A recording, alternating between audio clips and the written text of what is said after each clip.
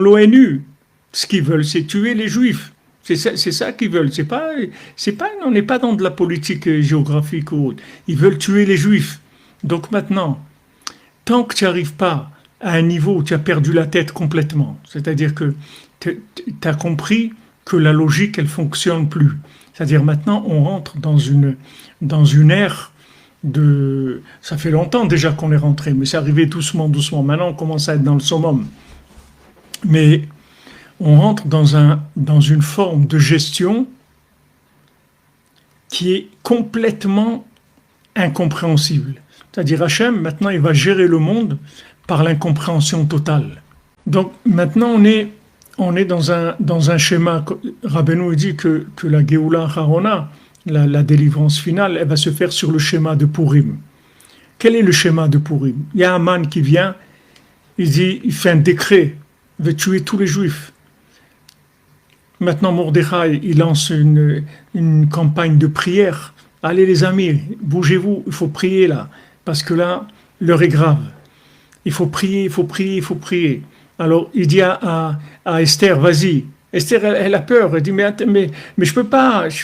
Comment tu veux que je fasse ça? Si je parle au roi, il va me tuer et tout. Je peux pas. Il dit, je te dis, vas-y.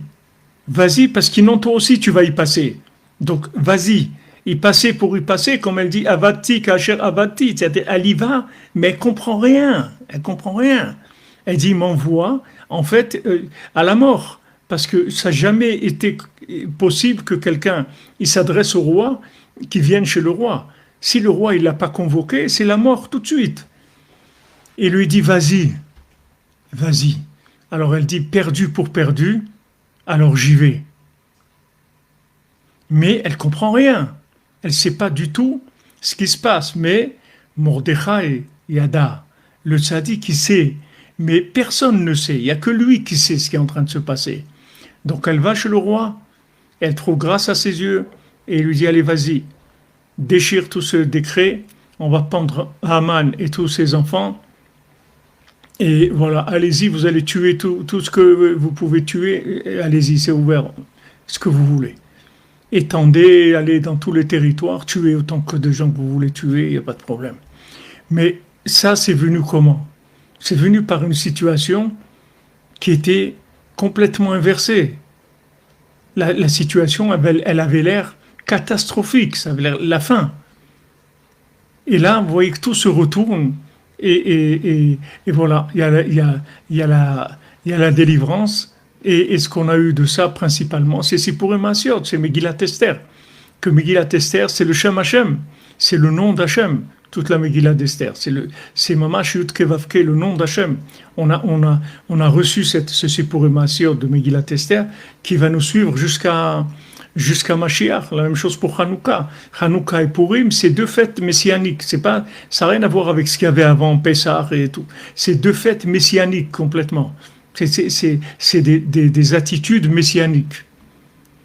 Que tu allumes une petite bougie, en bas, la nuit, tous les tikkunim de Hanouka, c'est messianique, ça n'a rien à voir avec la logique.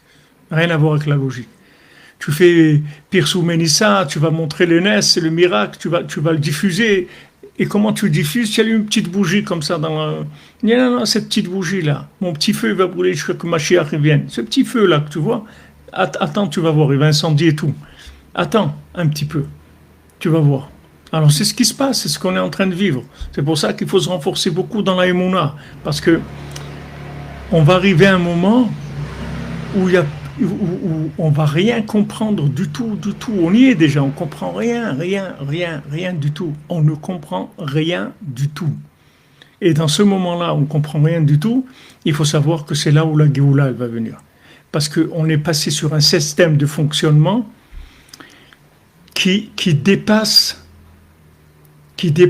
la gestion mentale, c'est-à-dire la possibilité mentale de gérer la chose.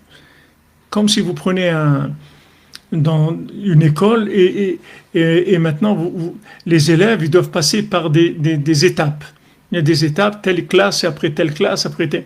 Mais si maintenant vous prenez la classe de première ou terminale, vous amenez ça au CP et tout, et les gens ne comprennent rien du tout, ils ne savent même pas de quoi vous parlez. parce qu'ils ont pas fait la préparation à cette classe, donc ils comprennent rien du tout.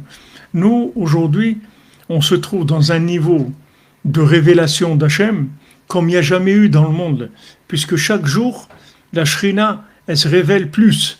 Mais maintenant, quand la Shrina, elle se révèle plus, il ne faut pas croire que ça va correspondre à une logique, à nous, cinématographique, que tout est bien, qui finit bien, et voilà, la fin, ils ont tous été heureux, et ils ont tous gagné, et tout s'est bien passé. C'est pas comme ça. C'est que là, plus on va vers la fin, plus il y a de la lumière divine qui descend, qui descend, qui descend.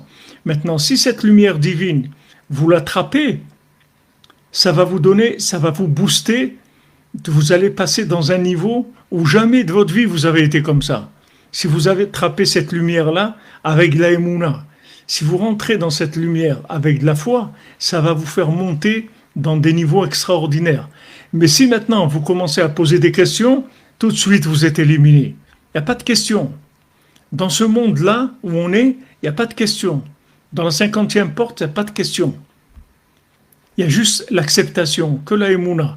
Si maintenant, aujourd'hui, vous avez de la émouna, vous allez monter dans des niveaux extraordinaires qui dépassent complètement votre niveau réel. C'est-à-dire vous allez rentrer dans des niveaux extraordinaires parce que la Shrina, elle se manifeste chaque jour aujourd'hui de plus en plus, de plus en plus, de plus en plus.